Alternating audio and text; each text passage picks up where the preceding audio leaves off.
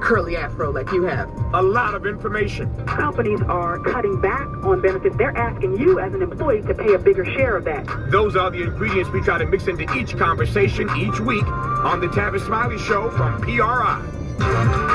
Tavis Smiley Show tomorrow at 12 noon here on KALW San Francisco. The BBC News Hour is coming up next. It was recorded an hour earlier for broadcast now on this listener-supported public radio station, KALW San Francisco at 91.7. Time is 2 o'clock. BBC World Service, this is Julian Marshall with News Hour. Coming up, European leaders agree extra funding to try to deal with the huge numbers of migrants crossing the Mediterranean. Also, those who didn't survive the journey are remembered. This event reminds us that we are all immigrants and our knowledge is the journey of migration. The United States has 2 Western prostitutes were accidentally killed in a drone strike against Al-Qaeda in January. And a very rare view of clear smoke. Everything is sparkling, and then you get your first glimpse of one of the drawings, and you look incredible.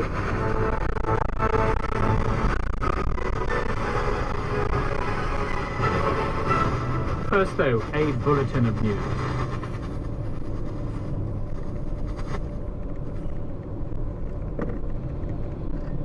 Al-Qaeda hostages accidentally killed in a drone strike will be compensated, but Press Secretary Josh Earnest isn't saying how much the families will get.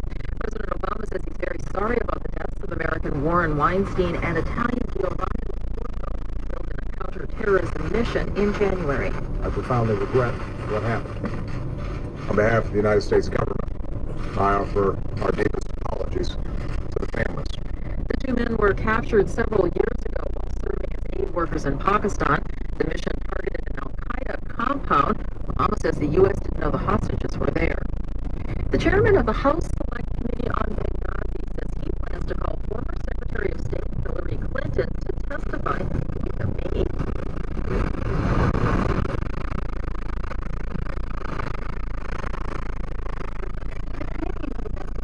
September 2012 attack in Libya that killed 4 Americans, including the ambassador. The committee started Trey Dowdy focused on her emails. Dowdy is a Republican congressman from South Carolina. In a letter to Clinton's attorney, he included 136 sample questions for Clinton, mostly about the operation of her private email server while Secretary of State. Clinton has been offering to testify since November.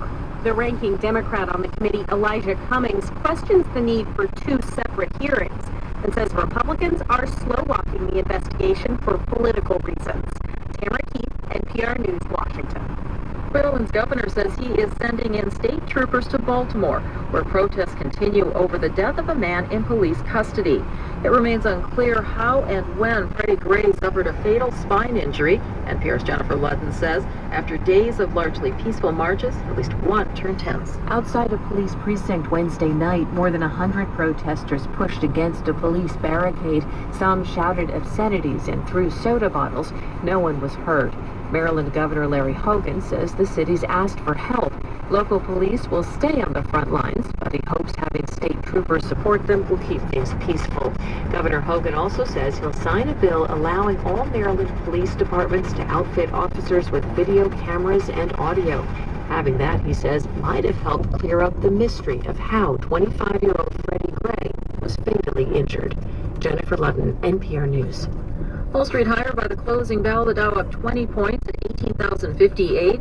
The Nasdaq up 20 points at 5056. That's a milestone, crossing into record territory, breaking the last record close that happened more than 15 years ago.